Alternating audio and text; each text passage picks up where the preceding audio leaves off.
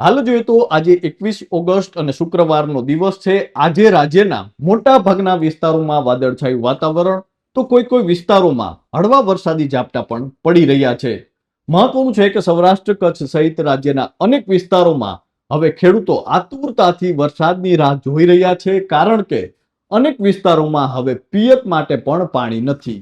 ત્યારે હવે ભારે વરસાદ ક્યારે પડશે? શું કોઈ મોટી સિસ્ટમ હાલ ગુજરાત તરફ આવી રહી છે? શું ખરેખર ઓગસ્ટ માસના અંતમાં એટલે કે આગામી 8 દિવસમાં રાજ્યમાં કોઈ સારા વરસાદના એંધાણ છે? સૌરાષ્ટ્ર કચ્છમાં વરસાદ ક્યારે? આ તમામ પ્રશ્નો ખેડૂતોના મનમાં છે. ત્યારે હવામાન વિભાગે આજે વરસાદ અને સિસ્ટમને લઈ નવી આગાહી જાહેર કરી છે. નમસ્કાર, આપની સાથે હું છું કૃપાલસિંહ જાડેજા અને હવામાન વિભાગે ચોમાસાને લઈને શું નવી આગાહી જાહેર કરી છે તેના વિશે વિગતે વાત કરીએ. વાત ગુજરાતી પર. આમ તો ગુજરાતમાં વરસાદની સ્થિતિ એકદમ નબળી પડી ગઈ છે. ગુજરાતના કેટલાક વિસ્તારોને છોડીને ગુજરાતમાં હાલ નહીવત વરસાદ નોંધાઈ રહ્યો છે. જુલાઈ મહિના સિવાય ગુજરાતમાં આ સિઝનમાં પૂરતો વરસાદ નથી નોંધાયો. ઓછા વરસાદને કારણે પશ્ચિમ ગુજરાતના એટલે કે સૌરાષ્ટ્ર કચ્છ સહિતના વિસ્તારોમાં ખેડૂતો ચિંતામાં છે. જ્યારે છેલ્લા 24 કલાક તરફ જો નજર કરીએ તો ગુજરાતમાં મહત્તમ વરસાદ દક્ષિણ ગુજરાતના અને એ પણ 1 ઇંચ કરતા પણ ઓછો વરસાદ પડ્યો છે. બીજી તરફ એક સિસ્ટમ છે જે મધ્યપ્રદેશ અને તેની આસપાસના વિસ્તારોમાં રચાઈ રહી હતી, તે હવે વેલમાર્ક લો પ્રેશર એરિયામાં પરિવર્તિત થઈ ચૂકી છે. એટલે હવે સિસ્ટમ થોડી નબળી પડી ગઈ છે. તો આ સિસ્ટમની ગુજરાત પર કેવી અસર થશે અને આ મહિનાના અંતમાં કે આવનારા અઠવાડિયા સુધીમાં ગુજરાતમાં કેવો વરસાદ પડશે તેને લઈને હવામાન વિભાગે મહત્વની આગાહી વ્યક્ત કરી છે. સૌપ્રથમ સિસ્ટમની જો વાત કરીએ તો મધ્યપ્રદેશ અને તેની આસપાસના વિસ્તારમાં સર્જાયેલી સિસ્ટમ વેલમાર્ક લો પ્રેશર એરિયામાં ત્યાં જ સ્થિર થઈ ગઈ છે. જો કે તે આગળ નથી વધી રહી.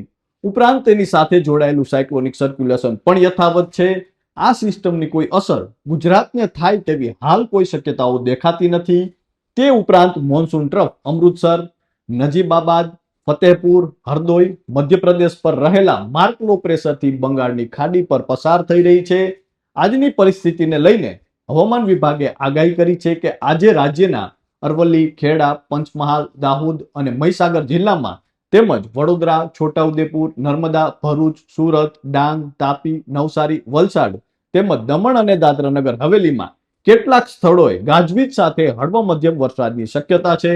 આ સાથે જ બનાસકાંઠા, સાબરકાંઠા, વાવ-થરાદ, પાટણ, મહેસાણા, ગાંધીનગર, અમદાવાદ અને આણંદ સહિતના જિલ્લાઓમાં તેમજ સૌરાષ્ટ્ર કચ્છના તમામ જિલ્લાઓ જેમ કે સુરેન્દ્રનગર, રાજકોટ, જામનગર, પોરબંદર, જુનાગઢ, અમરેલી, ભાવનગર, મોરબી, દ્વારકા, ગીર સોમનાથ, બોટાદ, કચ્છ અને દીવમાં પણ છૂટાછવાયા સ્થળોએ હળવાથી મધ્યમ વરસાદની શક્યતાઓ છે.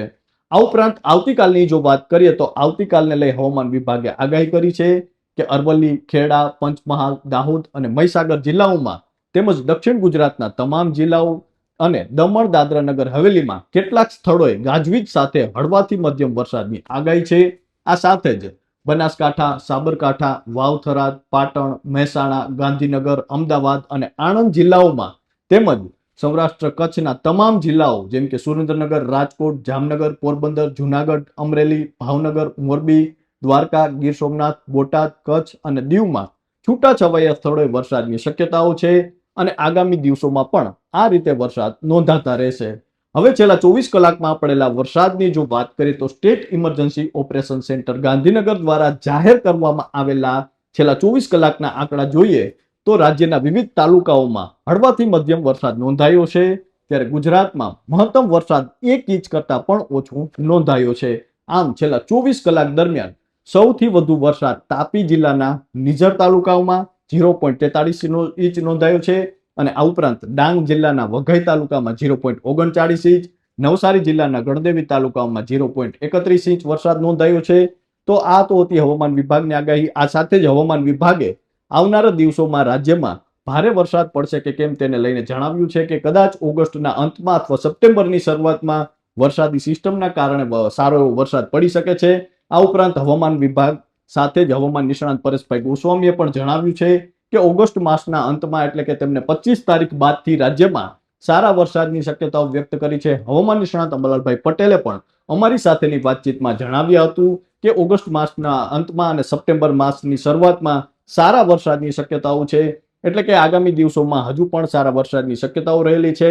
ખાસ કરીને સપ્ટેમ્બર માસને લઈ હવામાન નિષ્ણાંતો એટલે કે અંબાલાલભાઈ પટેલ અને પરેશભાઈ ગોસ્વામીએ જણાવ્યું હતું કે સપ્ટેમ્બર માસ છે તે એકંદરે સારો રહેશે અને રાજ્યમાં ભારે વરસાદ જોવા મળશે અને એ વિસ્તારો સૌરાષ્ટ્રના જે પશ્ચિમ વિસ્તારો છે ત્યાં પણ તે સમયગાળા દરમિયાન સારો વરસાદ પડી શકે છે.